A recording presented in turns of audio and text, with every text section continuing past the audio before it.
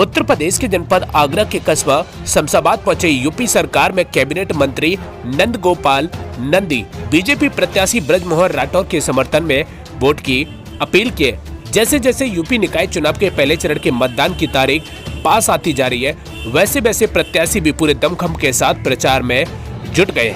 प्रत्याशी घर घर जाकर वोट की अपील कर रहे हैं। इसी को लेकर के योगी सरकार में कैबिनेट मंत्री व प्रयागराज शहर दक्षिणी विधायक नंद गोपाल नंदी आगरा जनपद के कस्बा शमशाबाद में बीजेपी प्रत्याशी ब्रजमोहन राठौर के समर्थन में जनसभा को संबोधित करने पहुंचे।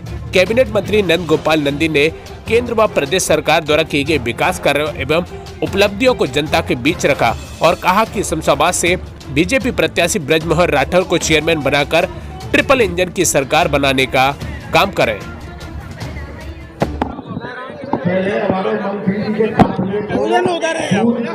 देखिए, हम सबका परम सौभाग्य हमारे देश की बागडोर एक परम तपस्वी आदरणीय नरेंद्र मोदी जी के हाथों में सुरक्षित है।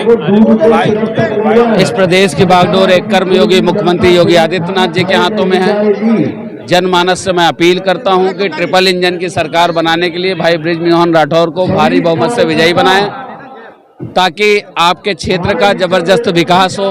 हमारे मेयर है, हमारे सांसद है, हमारे विधायक, हमारे एमएलसी, हमारे राज्यसभा है, हम सब मिलकर के क्षेत्र का विकास।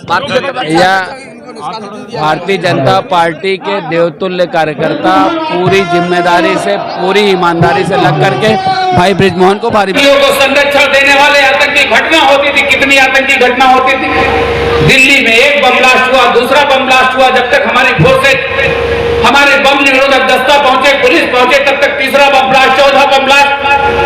हमारे बॉर्डर से सेना के सर काट के ले जाया करते थे और सरकार बोलती थी, वहां के पीएम बोलते थे 2014 के पहले मनमोहन सिंह रहे हों, बोलते थे कि अब हुआ तो हम देख लेंगे, इसका करारा जवाब देंगे, लेकिन कभी करारा जवाब देते नहीं थे।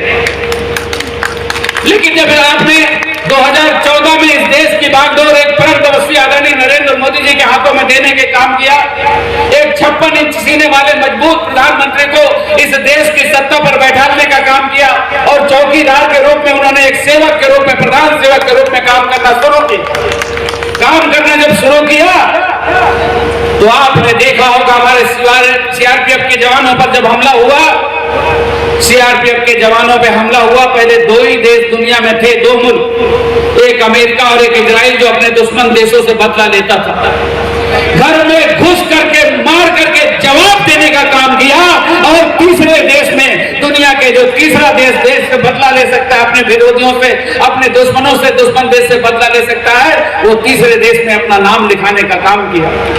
आज आतंकी थर थर कांपते हैं, आज आतंकी की हिम्मत नहीं होती, आदरणीय प्रधानमंत्री जी का चेहरा देखते हैं तो भागते हैं। उनकी हिम्मत नहीं होती कि देश पे घटना, दुर्घटना या बम ब्लास्ट कर सकते।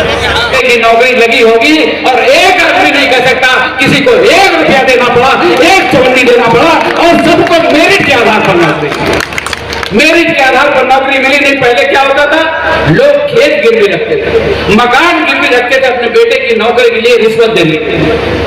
आज आदरणीय प्रधानमंत्री जी ने, आदरणीय मुख्यमंत्री जी ने जो पारदर्शिता लाई है, वो पारदर्शिता की वजह से हमारे बेटे बेटी की नौकरी लगी और हमें 1 रुपया नहीं देना पड़ा।